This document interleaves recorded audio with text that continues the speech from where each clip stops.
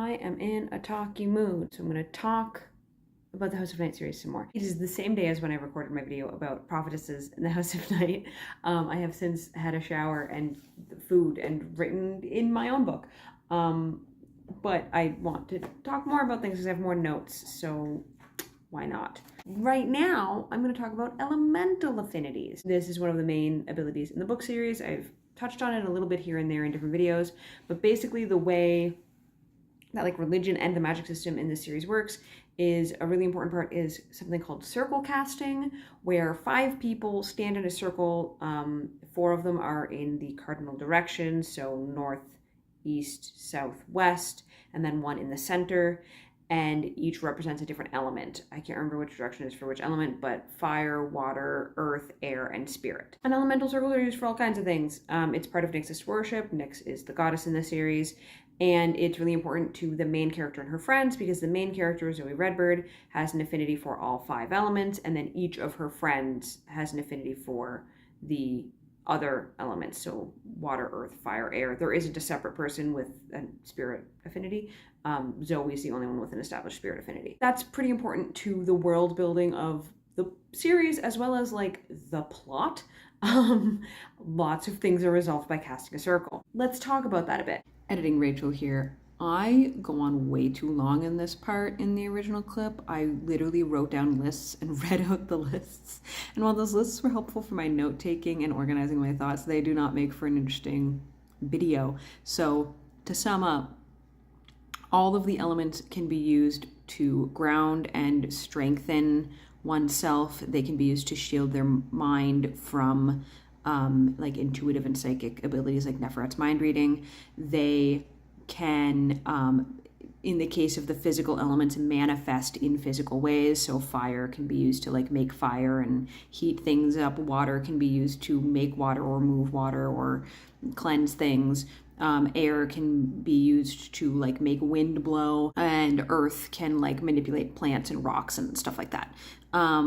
And most of them also will summon like the sense and sounds and sensations of their element. And they can all be used in like metaphorical ways, like healing the mind. And a lot of them can be used for healing just in general. Yeah, I think that pretty much covers it. Also spirit. In this original clip, I said air was used for sending messages. It's not air, it's spirit. I think there might be one moment where air is used to send a message, but it's actually, there's multiple instances throughout the series of spirit being used to carry messages, including by people who don't have spirit affinities but are connected to Zoe. They call on Zoe through her spirit affinity. So just to make that less boring, I'll just sum it up really quick here. All 5 together can be used for healing, restoring memory or removing a memory block, revealing how someone died, restoring or freeing a soul from bonds of old magic entombment, helping a spirit pass on, creating walls of protection for various purposes. There's like 3 different protection rituals cast using the elements. Restoring humanity, opening a portal to the other world, calling old magic / old magic sprites, strengthening others, including against the influence of old magic bonds and enchantments. It can be used for the literal function of the elements, like fire, burn that person. You can do that. It can also be used for metaphorical reasons, like water, cleanse my mind. So the application of the elements is extremely broad and very poorly defined. And yet, there's also situations where the characters just don't use their affinities, or like they don't cast a circle to try and fix something. Here's a list of those situations. Editing Rachel here again. I talk way too long trying to explain this point. Early in the series, Stevie Ray dies and rejects the change. She's an undead fledgling along with a bunch of other fledglings. They're corrupt feral fledglings, basically. A ritual is cast using the elements and a sacrifice from Aphrodite to restore their humanity. Their humanity is restored. However, later on, Stark dies and rejects the change, and he comes back and he's a feral undead fledgling. No one tries to cast a circle to restore his humanity. I don't even remember if there's a conversation about this. There may be some lip service paid to the idea that, well, Aphrodite already made that sacrifice, so we can't do that again. But no one tries. That's all I was trying to say here. They also don't use the elements to heal Stevie Ray when she gets stabbed clean through the chest. They just pull the arrow out and have her drink blood and then wait for her to recover. The elements can cure memories and like restore memories, but when Stevie Ray is talking about how she can't remember the early days of being an undead fledgling very well, like that time is very blurry and unclear to her, no one at any point is like, call the elements to clarify them or like remove that memory block or whatever. Like no one attempts that. They never attempt to use the elements in any way to rescue hostages from Neferet in the last book. Like that's just not an idea that's floated at all. They never, other than like I think one time Zoe calls Spirit to soothe Aphrodite after a vision, they never like call a circle to help Aphrodite after she has a vision. Again, referencing my prophetess video, visions are extremely painful and traumatic for Aphrodite, and she is often incapacitated afterward, but no one uses the elements to be like, hey, we really need Aphrodite to be able to relay this vision. Also, we don't want her to suffer, so like, let's make her feel better. That's not a thing. They never use the elements for any kind of recon. Like this is there's so many instances where they need information about something and they never use the elements or send the elements or do anything with the elements to try and get that information. Zoe doesn't use the elements to stop Kelowna from killing Stark. In the other world, there's this whole subplot where Zoe shatters her soul and ends up in the other world, which is where dead people go, but she's not dead, so she doesn't belong there and she's like falling apart. And Stark goes on this spirit journey to try to save her, but then Kelowna is there and he kills Stark. But like Zoe sees it happening. She sees Kelowna like throwing a spear, and Zoe, previous to this, had been able to call all 5 elements quickly enough to stop Stark from magically firing an arrow into his own chest. So I think she could stop a spear. They don't use the elements to prove the House of Knight's innocence when the mayor is killed near the school grounds. And it's like, you can, but like, you just did a reveal ritual to reveal how Zoe's mom died. Can you not, like, can you not do something like that? In the final book in the original series, they're trying to get Neferet into this grotto so that they can entomb her magically and then she can't be evil anymore and hurt people. And like the whole climax basically is Zoe trying to get Neferet to move a little closer, a little closer, a little closer. Zoe calls on sprites of old magic. Old magic is extremely rare. You don't find it much outside of the Isle of Skye. And Zoe calls on these old magic sprites. Neferet is killing them, like done, gone. These rare sprites are murdered, and they're moving Neferet like 1 step, and then 2 steps, and then another step. I counted; it's like 6 steps. Zoe sacrifices old magic sprites to move Neferet 6 steps so that she can then use her circle to entomb Neferet. Question, why didn't, Neferet is standing on stones. Why didn't she just go like, hey, Earth, move her and have the stones under Neferet yoink like a rug? Or wind, push her. She did use wind to throw 2 grown men into traffic once in Chosen. 2 black men into traffic in Chosen. So I don't know why she can't use wind to push Neferet 6 steps forward. Despite being Zoe's like main power, the thing most marking her as the chosen one is the fact, like early in the series when Zoe reveals that she has an affinity for all 5 elements, that's the thing that makes her friends be like, oh, like you're important, like you are important to Nyx. And like that's the thing that sets her apart from everyone is 1, she has these expanded marks that fledglings shouldn't have, and 2, she has these affinities that are like having an elemental affinity at all is kind of rare, having all 5 is unheard of. But Zoe doesn't use the elements to move Neferet 6 steps in the climax. Just pure absurdity. And last but certainly not least, in the Otherworld series, Kevin, who is the Otherworld's version of Zoe, he's the chosen one, so he has an affinity for all 5 elements. And throughout Lost, which is the second book in the Otherworld series, throughout Lost, he like keeps encountering these various problems, and he at one point accidentally calls on old magic. That's a whole lot. We could do another video on old magic, but he accidentally calls on old magic and sprites appear and they do his bidding and they like fix a problem for him. So then for the rest of the book, he keeps calling on old magic, even though every time he calls on old magic, it demands a payment. And like it's been specifically emphasized to him that like old magic is, or I'm pretty sure it was emphasized to him at this point, old magic is dangerous. You shouldn't just randomly call on old magic. But he just keeps using old magic, even though he has an affinity for all 5 elements. Every problem that he invokes old magic for, he could just use the elements to fix. Like there's a point where there's a locked door that he needs to get through, and he isn't like, hey, air, could you get into that lock and turn the tumblers or whatever? He doesn't try something like that. But when he does, in the climax of that book, he does just use the elements with no problem. Like, he figures out how to use air to make himself fly. So, you know, it's not like using the elements is hard to figure out. He just doesn't do it because the plot demands that he doesn't. And that's the thing with so many, like every single one of those problems I outlined, it's just the plot demanded that they didn't use the elements because that would resolve the problem too easily, and that's not how the author wanted the problem resolved. But there's no like in-text reason given why they can't do that.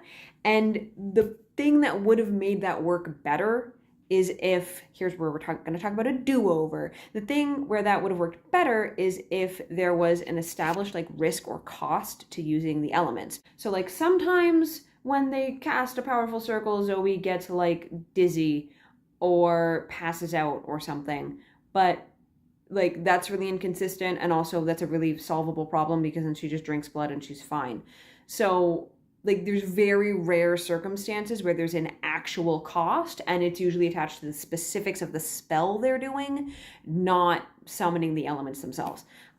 So it would have worked better if like there's a few situations throughout the series where the way the elements are described when they come into a circle makes it sound as if the elements themselves have some amount of will or sentience. If the author had leaned into that idea, I would have understood not calling the elements all the time, because then she could have played into the idea of the elements have to obey you, which means you have to be able to command them effectively. So if Zoe is like, oh, there's this problem, I could call fire to burn this thing away, but is fire going to listen and only burn the thing I asked it to burn? Or is it going to keep going and then I have to try to get it put out and under control? That would make sense as a reason to not do things, because then there's a very real cost, especially for these like young kids, like they're, 16, 17, these teenagers who are just coming into their powers, just figuring out how to command them.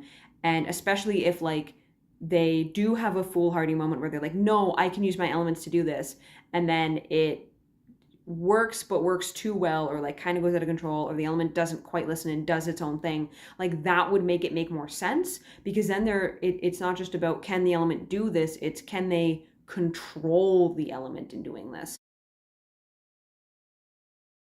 It also could have even been something as simple as like, I think I talked about this maybe in my overview video or something, but the idea of like there being a more concrete cost to using the elements, or like a consistent cost to more powerful rituals where it's like you need to drink blood, because then that's like, okay, they like, particularly when they're trying to cast these impromptu circles, it's like, okay, who's feeding from who? Because we're all vampires casting this circle and we all need blood, and not all of us have a consort. So who are we feeding from? And like that could have been an interesting thing to navigate, and it would have like led to situations of like maybe Zoe's always trying to get blood bags from the school fridges, or people are trying to convince their partners like, okay, but babe, like, can I feed from you though? Because like I need to feed from you to do this spell. You want to help us do this spell, right? Like that could have been an interesting dynamic to explore.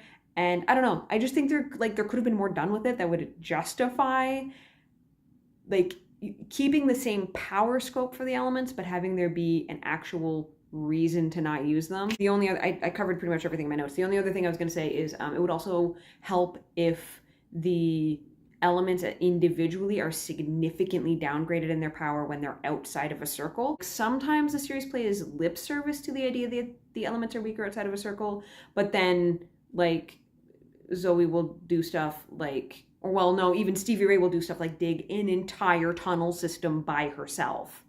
No circle, just her and her earth affinity. And it's like, okay. And like, she doesn't need anything after. She's just fine. She just digs this tunnel and then she's fine. So just more consistency and like defined rules. That's going to be every time I talk about an affinity or aspect of world building. That's going to be my main takeaway is it needed to be clearer defined. I think that's pretty much all I have to talk about for the elements in this series. If I think of anything else, editing Rachel will come back in and be like, you forgot this. Bear this tentative, awkward setup. I'm trying things out. I finally have a shelf in my room for my books. Yay! And I thought maybe I should try to have something in the background. I don't know if this actually works because it's a weird height. Whatever, we're trying things. I am picking back up the video I was talking about earlier. I mean, you already know this because this is partway through the video.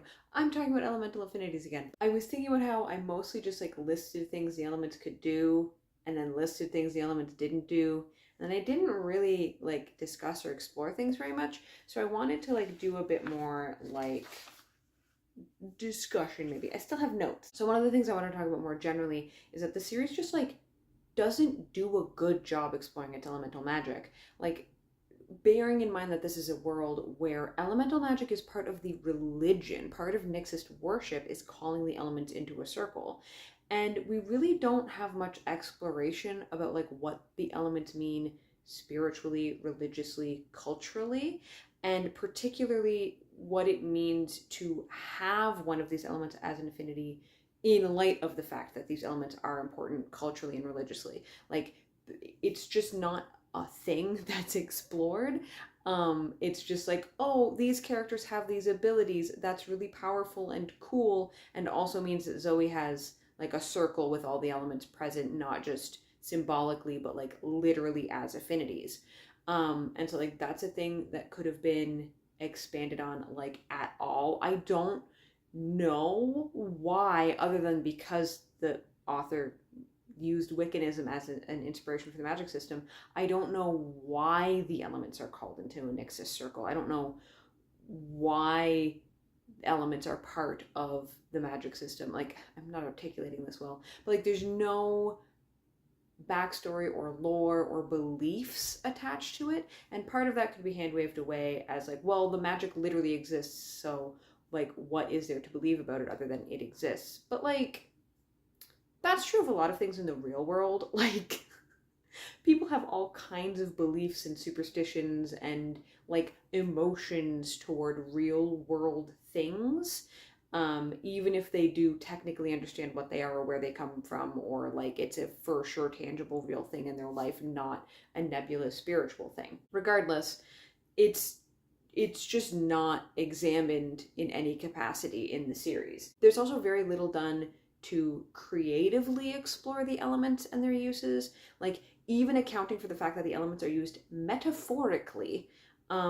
There's just no creative application to it. Like, I think probably one of the most creative uses of fire in the series is just Shawnee heating up horseshoes so that the horse can move over ice without slipping. It'll melt the ice as it goes. Sidebar, I'm pretty sure heating up horseshoes would hurt the horse, but sure. The characters just don't really do interesting or creative things with their magic. And like, bearing in mind, I'm coming at this series, I don't know if I mentioned this in an earlier clip, it's a blur, but I'm coming at this series from the perspective of someone who, like, my favorite show is Avatar: The Last Airbender. That's one of my most beloved, like, influential shows to me as a creative, is Avatar: The Last Airbender, and its magic system and its world building and its characters, like all of that.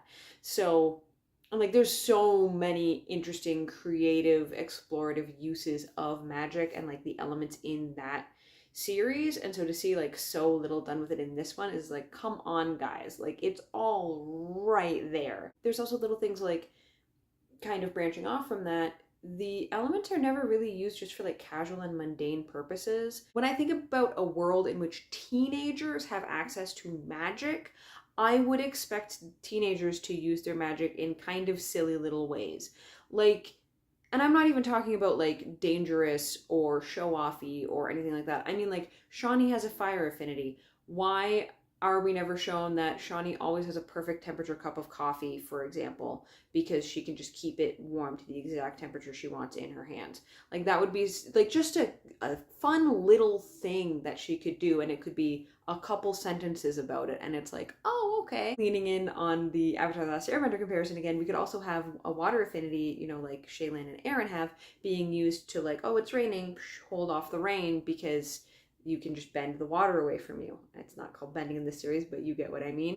Damien's ability to send messages with his air affinity is just like not used. Like, I feel like that would be used a lot if you could do that. Or even Zoe using these things, any one of these abilities, because she has an affinity for all 5 elements. So, like, why doesn't she ever just use it? And even in situations where she is ostensibly using it casually, it comes across as if it's supposed to be like impressive and show-offy in the way it's written, and it never really feels like it's just this like natural part of the characters and their life.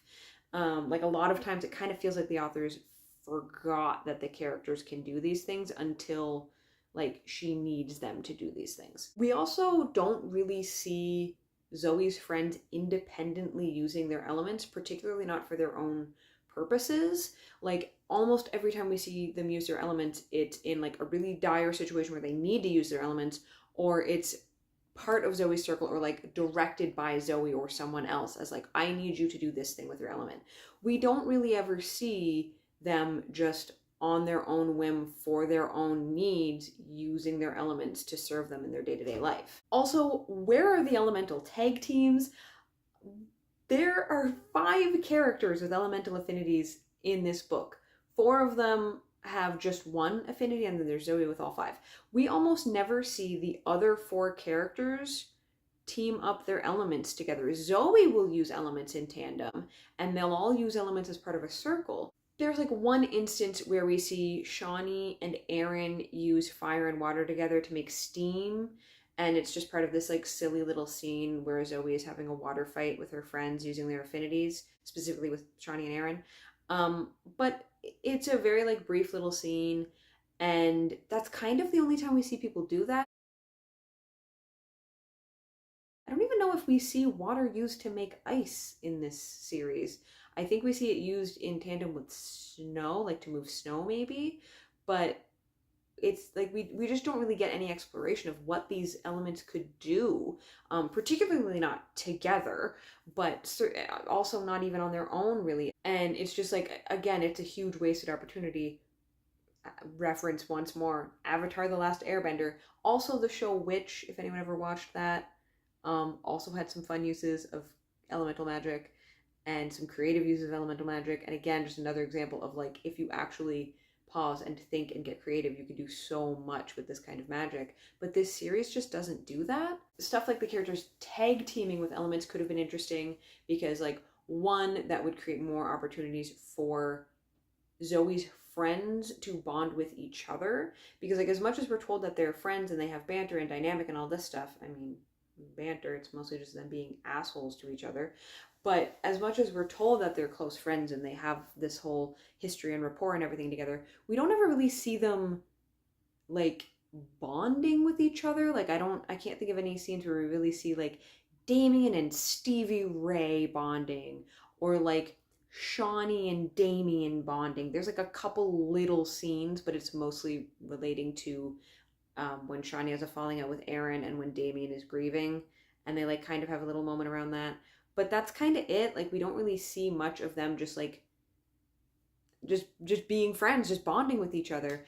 And the whole thing with the elemental affinities is it could have also been like a catalyst for interesting little conflicts or struggles, or like if they were teaming up their elements, it could also be a thing of like maybe certain elements team up together a lot more than other elements do, and like how does that affect their closeness and their cohesiveness as a friend group, and do people end up feeling kind of neglected because their element doesn't play well with others, or does someone end up feeling like over demanded because their element does play so well with everyone else's.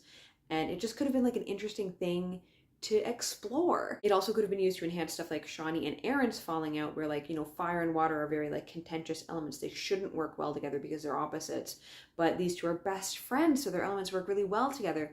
But then they start having this falling out, and now suddenly they're struggling to balance their elements against each other. And then when Aaron leaves the group, and Shaylin comes in, Shaylin is really struggling, not just with, balancing her water against Shawnee's fire, but about like being able to collaborate with everyone in their elements in general, and, also just with controlling her element at all. And like that just could have been an interesting, like it could have been a complement to the character developments and relationship dynamics and been like a tool to explore it more. And we just don't get that. I don't know. I just thought that was like an interesting thing to touch on. I wanted to make sure I talked more about stuff.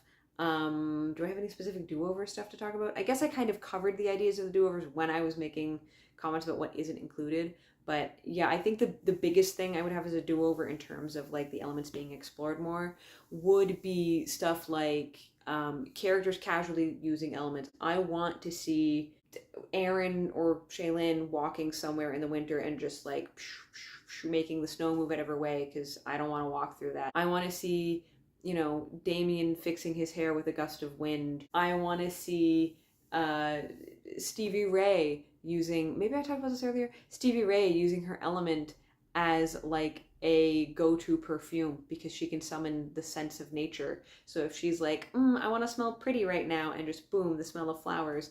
I want to see characters struggling against each other in their elements, like not just fire and water having issues together, but I could see fire and earth having issues together. Shawnee and Stevie Ray trying to balance their elements together, because like a lot of, plants in particular would not respond well to extreme heat or fire.